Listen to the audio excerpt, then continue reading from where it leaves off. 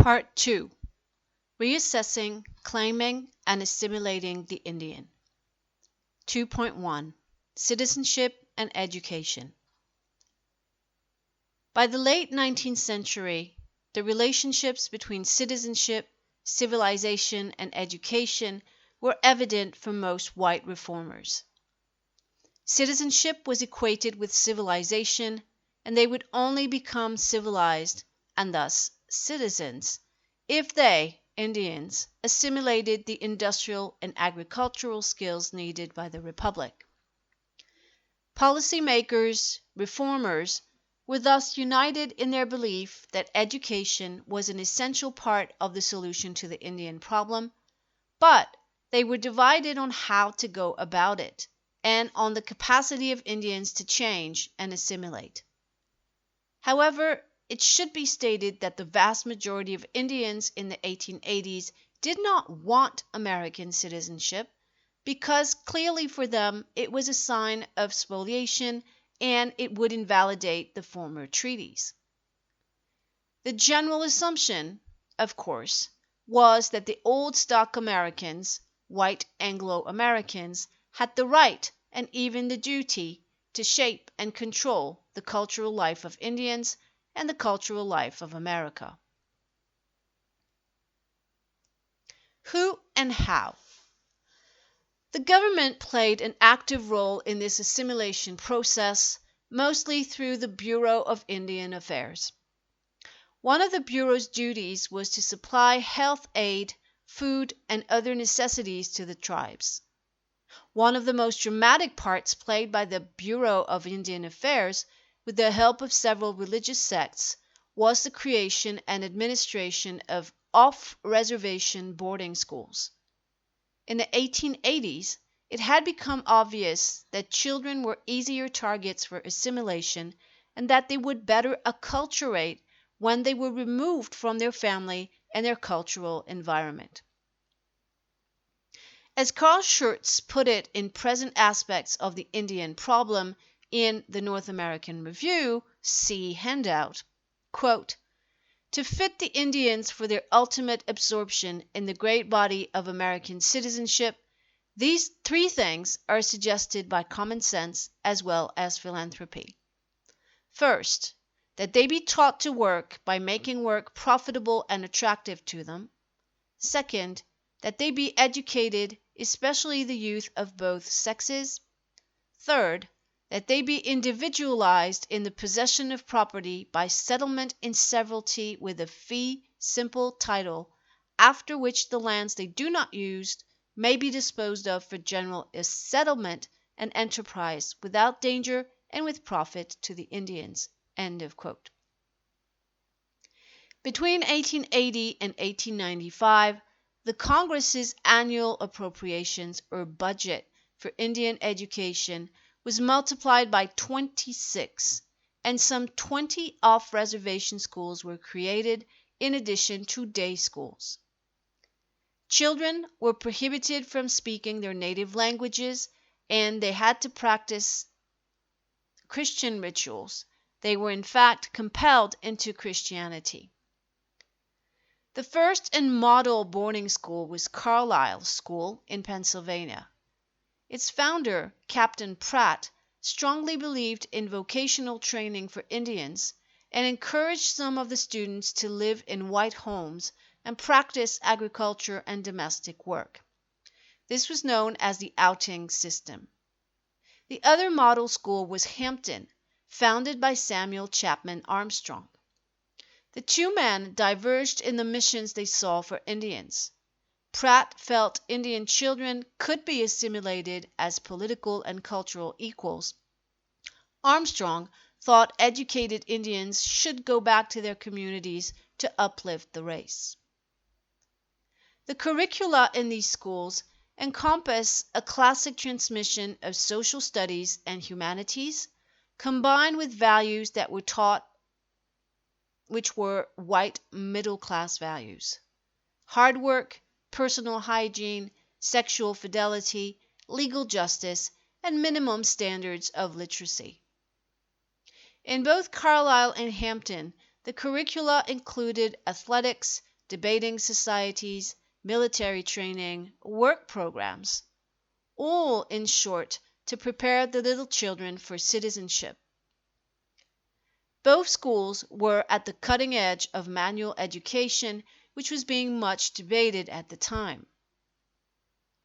Similarly to Booker T. Washington's Tuskegee Institute for Black Children, founded in 1881, the curricula were shaped by the social, cultural, and racial ideas of the times and by a strong anti-tribalism. They reflected the myth of an Anglo-American cultural superiority, a fear of ethnic pluralism, as well as a strong belief in the cardinal virtue of progress. Education for many educators was thought to allow a person to grow, quote, intellectually, morally, physically, industrially, socially, and patriotically, end of quote. We are given a glimpse of this curriculum in an essay published in 1887 by a student at Carlisle in the school newspaper. It is entitled, Some Things We Are Learning, quote, How to Earn Money, to be strictly truthful, to economize in all our affairs, to be polite in our manners, to avoid tobacco and strong drinks, careful and correct business habits, how to get most for our money, how to do things well, habits of cleanliness and good order, to avoid profane and indecent language, to speak English fearlessly, end of quote. This education was traumatic for small children, who, sometimes as young as 6 years old, were sent off hundreds of miles away from their tribes and their families. Furthermore, what the reformers and philanthropists of the times did not see was that these youngsters were actually growing increasingly away from their traditions and consequently could not easily in turn bring civilization back to their tribes. Yet these schools were highly praised, as again we see in Carl Schurz's essay on Carlisle and Hampton in the North American Review. See handout, page 14. Quote, the results gained at these institutions are very striking. The native squalor of the Indian boys and girls rapidly gives way to neat appearance. A new intelligence, lighting up their faces, transforms their expression. Many of them show an astonishing eagerness to learn, quickness of perception, pride of accomplishment, and love for their teachers. It is evident that the efforts of the most devoted teachers would be of little avail did not the pupils possess a corresponding capacity of receiving instruction. End of quote. Schurz also emphasized the importance of educating women, and the place of women in American society was restated for Indians. Note in the following passage the common view of white reformers on the drudgery of Indian women. Schurz, page 16. Quote, the Indian woman has so far been only a beast of burden. The girl, when arrived at maturity, was disposed of like an article of trade. The Indian wife was treated by her husband alternately with animal fondness and with the cruel brutality of the slave driver. Nothing will be more apt to raise the Indians in the scale of civilization than to stimulate their attachment to permanent homes, and it is woman that must make the atmosphere and form the attraction of the home. End of quote. Consequences. The assimilation and reservation pressure were not uniform, but in effect they were greater in the West and in the East.